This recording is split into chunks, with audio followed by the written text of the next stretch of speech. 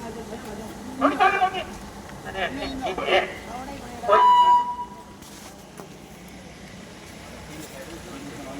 मांग की बात रखेंगे आपको बात में क्या करेंगे। तहसील कार्यालय दिखा देता हूँ, नायब तहसीलदार कार्यालय उप तहसील रामगढ़। साथियों,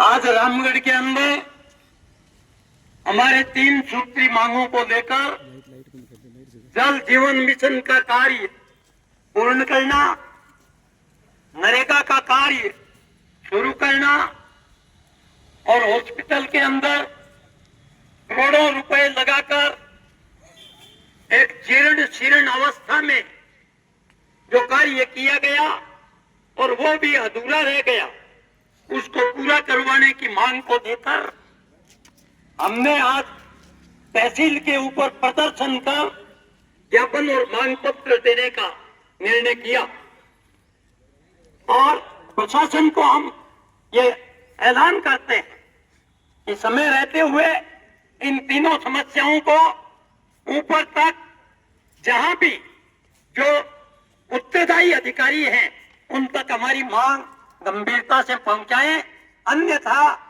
इसके उप तहसील के आगे धरना प्रदर्शन और घेराव किया जाएगा और उसकी समस्त जिम्मेवारी आपकी होगी। इसलिए हमारा आपसे ये आग्रह है पूर्ण जोश के साथ कि आप हमारी मांगों को रखें।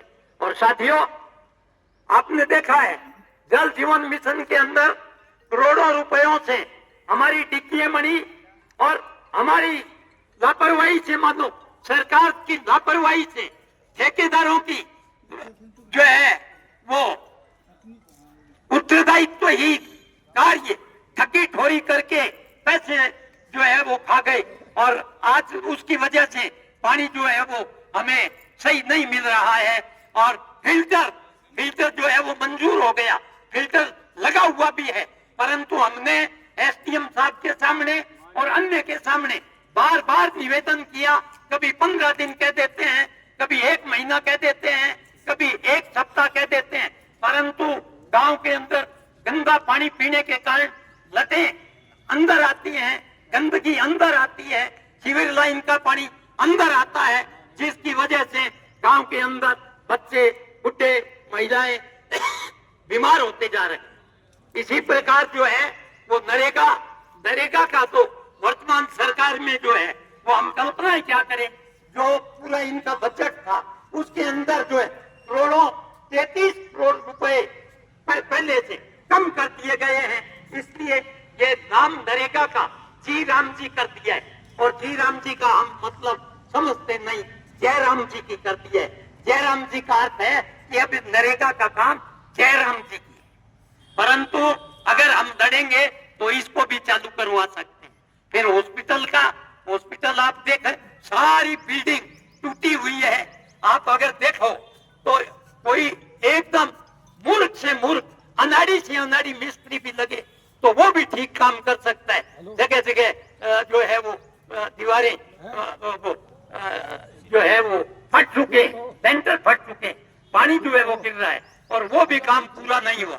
और तीसरी चौथी बात मैं आपको ये कहूँ कि रेलवे स्टेशन में आप यहाँ जितने भी हम हैं उनको बड़ी हमारी गलतियों को, हमने जो गलती की है उन गलतियों को भी हमें स्वीकार करना चाहिए।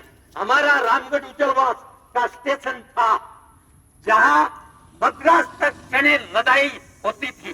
बार बार के जो सेठ जो चनों का व्यापार करते थे वो यहाँ गाड़ियां लोड करते थे और मालगाड़ियां खड़ी रहती, परंतु उसकी जगह ये हाल्ट स्टेशन यहाँ बराबर ले आए और ये भी पगली साइड में बनवा दिया। इस साइड में अगर होता तो कितना बढ़िया। आज कहते हैं ये इस साइड में बनाओ, इस साइड में बनाओ, तो उज्जवल वालों के लिए जो है वो कोई रास्ता देने के लिए नहीं। अब जो है करोड़ों रुपए उस स्टेशन के मंजूर हुए, हम 3-4 रोज से लगातार जा रहे हैं तो वो फिर भी ईंटें लग रही हैं। कल की बात ऐसा है, हमने ईंटें उखाड़ के फेंकी है।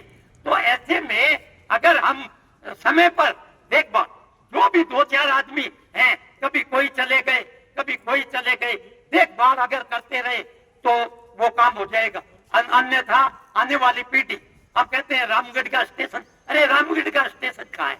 आने वाले जनप्रतिनिधि मूर्खता में, हमारी मूर्खता ने हमारे गांव का नाम डुबो दिया। रामगढ़ कहाँ है?